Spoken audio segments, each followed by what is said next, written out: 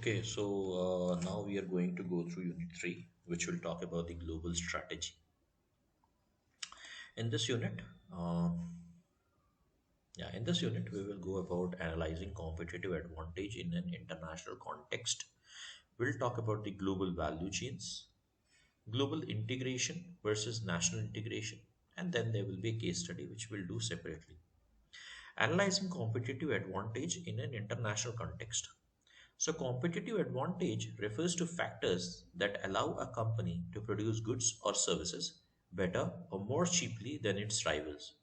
These factors allow the productive entity to generate more sales or superior margins compared to its market rivals. Competitive advantage are attributed to a variety of factors, including cost structure, branding, the quality of product offerings, the distribution network, intellectual property, and customer service.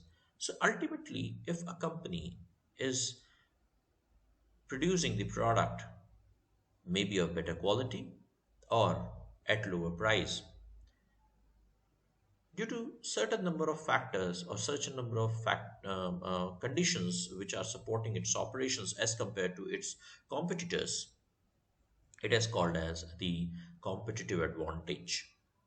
Now, how competitive advantage originates? So, value. Yes, if you have value, if you don't have value, if you can create value, there will be rarity of uh, uh, the value which is to be given or the product service which is to be given. If there is no value which can be generated, it will lead to competitive disadvantage. If there is rarity, yes, it there is immutability which can be given, means it cannot be copied. That is what you have. And if there is no rarity, then competitive neutrality you come across, means you cannot, you are neutral to the competitors. You don't have reality in your value addition, and that is why you cannot have immutable. You don't have inimitability. Then, if immutability is yes, then you have an organization, and if it is no, then temporary competitive advantage you may have.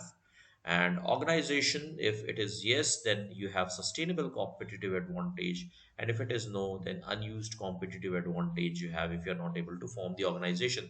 So these are the four steps of coming to a sustainable competitive advantage. First of all is you have to make sure that you have value creation, then the reality of the value you are creating, then immutability you have, and then you can, on the basis of that immutability, you can create an organization. And this is the four phases of competitive advantage.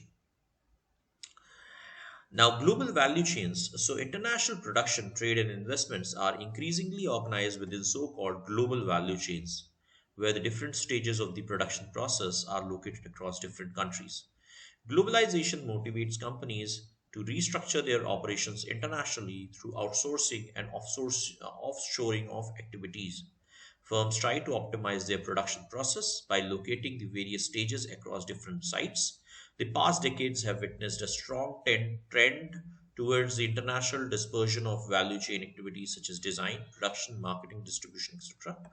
This emergence of GVCs challenges conventional wisdom on how we look at economic globalization and, in particular, the policies that we develop around it. So, you already know that after globalization, the world has become a global village, and there are various companies who've got their production process operations at various parts of the world, and that is why they have value chains at connecting their various process in the various parts of the world, and these value chains are called as global chains, global value chains. Now, value chain, when I talk about value chains, it is value addition chains, right? So the global value chains, they are talking about the firm relationships and hyper specialization. Then drivers of this global value chain are institutions, geography, endowments, and market size, the openness, policies, connectivity, and cooperation. And the outcomes of these global value chains is the growth, jobs, inequality, poverty reduction, and environment issues. And the policies include the social and environmental protection that is required when it comes to global value chains. Global integration versus national integration. So when we talk about the global integration, we are talking the integration at various levels. So there are three levels. One is multi-domestic level, then global level, and then transnational level. So multi-domestic is when a particular company has its operations located in various parts in the same country. Global when it is located in various uh, uh, uh,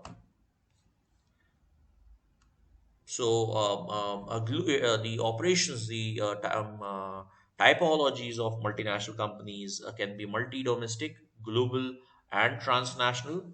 So when I talk about the multi-domestic, I'm talking about the various types of various levels of these so it is an international business strategy which focuses on creating multiple country-specific brands instead of one global brand, and involves developing different sales tactics, marketing strategies, and product portfolios based on the local market. So, on the basis of local market, they create the brand. They don't believe in creating one brand for uh, the all for all the countries they are present. They create local brands, right? So that is what is meant by the um, multi-domestic multinational companies. Then the multinational corporations mm, which have that have um, that are has office business office and operations in two or more countries in the world are called as global, and then there are transnational multinational countries which are very different from the global countries. So if I talk about the transnational country, the transnational companies. So the transnational companies do not have subsidiaries, but just many companies, and transnational, but multinational companies own a home company and its subsidiaries. Similarly, multinational companies have a centralized management system, whereas transnational companies do not have a centralized management system.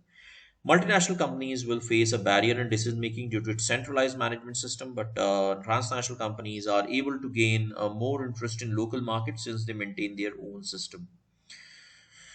So if I so this is just let us compare all these three. So if I talk about decentralized federations in multi-domestic firms, decentralized federation is in higher side, global level it is low, and transnational it's low. Network structure is low in multi-domestic, global it's low, and transnational it's low.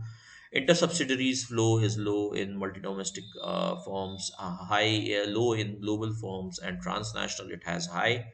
Headquarter pipeline is low in multi-domestic firms, high in global firms, and low to medium in transnational firms. So these are the various aspects, various organizational strategies which are followed by multi-domestic, global, and transnational. Center of excellence is a low in case of multi-domestic and global, but it is high in transnational. If I talk about local production, it is high in multi-domestic firms, medium in transnational, and low in global. Local R&D is high in multi-domestic. So this is mainly local related and oriented. This is actually when I talk about local R&D, it is low in global. So this is mainly global in nature, and this is mainly domestic in nature. And transnational is in between global and multi domestic. So product modification is high in multi-domestic and transnational, but low in global. Adoption of marketing is high in transnational and multi-domestic, but low in global. Our total level of interdependence is low in multi-domestic but high in case of global and transnational. Level of headquarter dependence is low in case of multi-domestic but high in global and medium in transnational. Level of subsidiary dependence is low in multi-domestic, low in global, and high in transnational. So I would just give you a tip to understand this, to remember this, is that multi-domestic is more domestic related, whereas global is more international related, and transnational lies in between global and multi-domestic.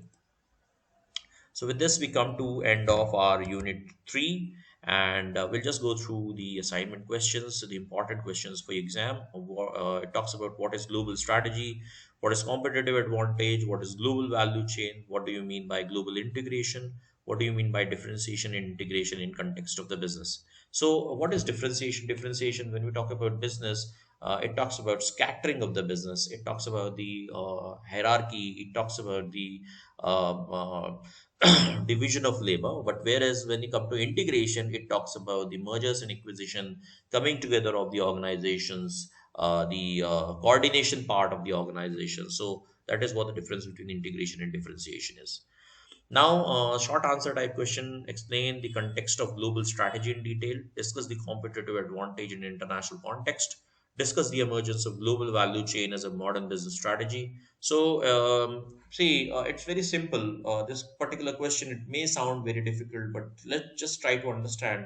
Global value chain is very important for as in the form of modern business strategy, because firms are moving into international level to global level because they are able to find resources at lower cost in other countries as compared to the home countries of the companies. So let us take an example: India becoming an IT hub. It is only because of the a lot of outsourcing happening from the developed countries like US and UK, and we are becoming part of the global value chain. And it is only possible because of the low cost of manpower available with India, and the resources available with India at a lower cost.